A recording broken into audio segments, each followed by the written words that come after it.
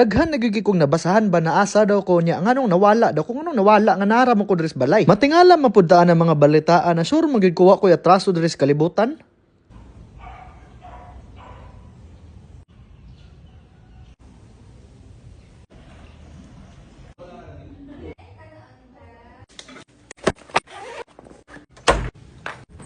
Rada diha ba di? Musta naman tong panagat diha? Nakadugay na kong nabuhi diri sa kalibutan ba di ba? Karon lagi ko nakahuna-huna, nawa ko'y nahuna-hunaan. Kabantay ka ng lami kay ilihok pero wa kay ganahan lihokon. Samtang gatambay ko diri sa atong bag-ong payag ba di nakahuna-huna ko ba na laay magid kaayo may pag mo exam lang kog civil engineering ani. Nganong hadlokon man ta ng study nga di man gay ta mahadlok na di mo sulod. Saway pagduha-duha ba di kay nagtulo-tulo man ko ni book lang ko ditsog ticket nya nilupad ko ditsog Manila. Mao pa lang gyud pagtugpa nako ba di abi na kog pahugason kog plato kay samtang gasakay kog motor gipasuot ko hernet. Diretson lang po kog apas sa review center ba di kay late naman ko nakasugod. December sila nagsugod pero January na ko ni sulod. Ana ba ang bida magpakulata sa sugod. Kay mura magkasukaon ng akong utok sig paminaw sa mga bag-ong topic ba di ako lang po ning gisulat kay ako lagi ning ipilit sa dingding kay aron di na ko malimtan. Unya kay March 19 man ang last filing para sa board exam. March 18 ako nag-submit og mga form kay para thrilling gamay ba. Sa pinakaunang bulan ako na nag-study ba di nakaingon gyud ko na padung man siguro ko mabuang ani kay murag daghan man gyud kaayo. Mao nang bago ko mo take og exam ba di nilupad sa kog Cebu kay syempre mo adto gyud biya kag simala basta mo take kag board exam. Basta kay tanan santo akong gitawag ba di kay murag ngilo na gyud kay sa gibati kay mag board exam na biya gyud tano. Nibalik ra pugod dito sa Manila ba di kay aron makapokus gyud la kita sa exam kay isa ka semana na lang wa na magpinatyanay na ta ani. Nya nakaingon pug usong sarili ba di na di gyud ay kubugo kay tanan gisulat nako dari na memorize man ako. Problema lang anig masulat ba. Pag abot sa adlaw sa board exam ba di imbes anay kog brief nag-convert kog panty na pula kay mao lagi daw swerte. Padung pa lang ko sa classroom ba di akong tuhod gusto na mukamang kay murag kulba na gyud kaayo. Gilaliman ka ng duha ka 5 hours ang among examon karon. Basta kay paghuman sa exam ba di isa ra gyud ang sulod sa akong utok pagkaon. Pero ako sa ning gipang bali ni mga lapis kay ana sila malas daw nang dad-on nimong lapis paghuman sa exam. Basta kay Hesus ako ay nananalig sayo na lang yun. Paghuman sa upat ka bulan nga 16 na dihay ba di excited nagigi ko mo uli sa bukid kay murag makaluto gyud tag maayong pagkaon. Mao palay pagtikang sa akong mga gagmay na tiil sa balay isa ra gyud ang akong nahuna-hunaan ba di munggos. Grabing pagkapugaas akong utok didto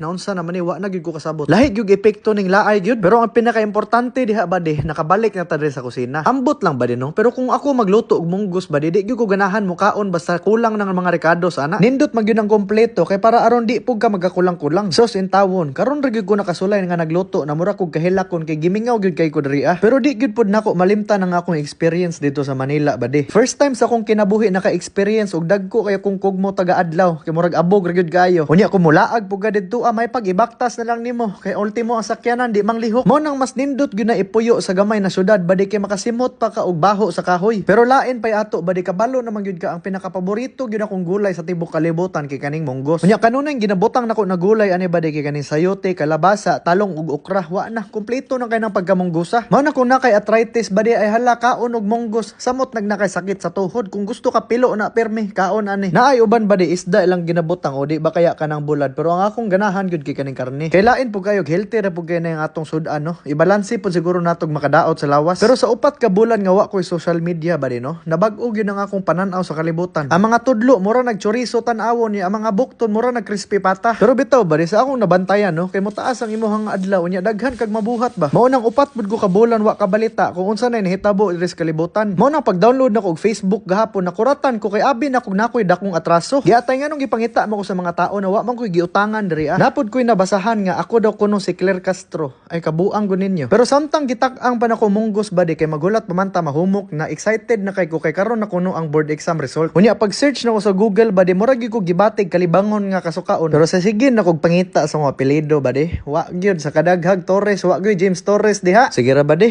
may mag-drug test ni kay daghag mo pasar. Pero sa tinuod lang ba di sakit gyud siya. Syempre upat ka bulan kang nagsakripisyo nya isa ka adlaw lang nimo makita ang result nya wa ba gyud wala piti kayo. Isa ka semana gyud ako gibati ang kasakit ba di. Hantod sa na-realize nako nga samtang gasugakod ta diri sa kalibutan masipyat man gyud ta. Kay naman tay ambisyon. Importante lang gyud diha ba di pilion gyud nimo asa sulit masipyat. Kay bahalag masipyat kag dako. Basta kay importante masipyat ka sa tama na butang. Wa may sayang ba di basta mo bangon lang ka para sa imong kaugmaon. Kay mas nindot man na kaysa magsigir kag higda nya wa ra kay buhaton. Pasalamat lang gihapon ta pirmi kay unlimited man ang chance pero ang gana nimo di man. Mo nang diha gyud gihapon magdaog kung kinsay ganahan mo sugakod. Dari ra gyud nako nabantayan ang ang kaimportante sa asin ba di. Kay murag pait gyud kay niya tong gulay ron. Bahala nagbagsak siguro importante mabusog man kaataning munggos. Pero ang kaning gulay ba di no, mura pud ni og kapildihan sa kinabuhi ba. Dili tanan ganahan mo kaon kay lagi luod kundi pait. Pero kung imuha lang ng antuso ng kapait perme, matingala na lang ka na lami na kay mulihok ang imuhang lawas. Mali lang ko kay gisagulan ako garne. Pero sangko gihapon sa langit ang akong kalipay ba di oy. Kay nakabalik na ko diri aw nya mastorya na ko usab ang akong mga badi. Wa man ni pabor sa ato ang resulta pero sige lang, importante makamata magyapon ta ugma. Makabawi paghihapon. Wa gyud nagsilbi ang panty na pula gyud. Atik ra gyud dito. Bisag di man ni mao na balita ang gusto nako ibalita sa inyo ha ba di no. Nalipay ra gihapon ko na nasipyat ko kay daghan kog natun-an niya matudlo nako sa uban. Kay sa tinuod lang di gyud baya ang libro ang atong kalaban, atong kaugalingon baya. Kana mga ginaingon sa uban tao diri sa social media ba di na dapat sa ing-ani na edad mas successful na ka. Grabe gyud na kamali gyud. Kay bisag unsaon na tug bali-bali ba di, wa may gihatag nga deadline ang kalibutan kung kanus-a ka dapat madaog sa kinabuhi. Wa pa ka naulahi sa tanan ba di oy. Lahi pa lang gyud ang gipa-priority sa imo karon. Kaon lang sa gudaan ni god, hab-hab lang sa pirmi ba. Kay kung mabusog na ka, kana hinuon pwede na ka moadto kung asa ka ganahan. Ing-ana gyud kalingaw ang biyahe sa kinabuhi ba di. Usahay daog, usahay sipyat. Kitang tanan diri sa kalibutan ba di gipanganak ta aron madaog. Kay kung gipanganak pa lang ta napilde, hagbay ra kang gitrapo sa labhonon. Sa karon ba di wa gyud koy lain ginahuna-huna basta kay nalipay lang gyud ko na naka-experience ko gingani. Kay at least pohon kabalo na kun saon. Timan-an na lang gyud nato ba di na dili imong personal na plano ang pirmi masunod. Kay daghan pa man gyud siguro dagko na butang na pwede mahitabo sa tong kinabuhi. Kay duda ko murag naa pa man gyud siguro portahan na mo abre para nato.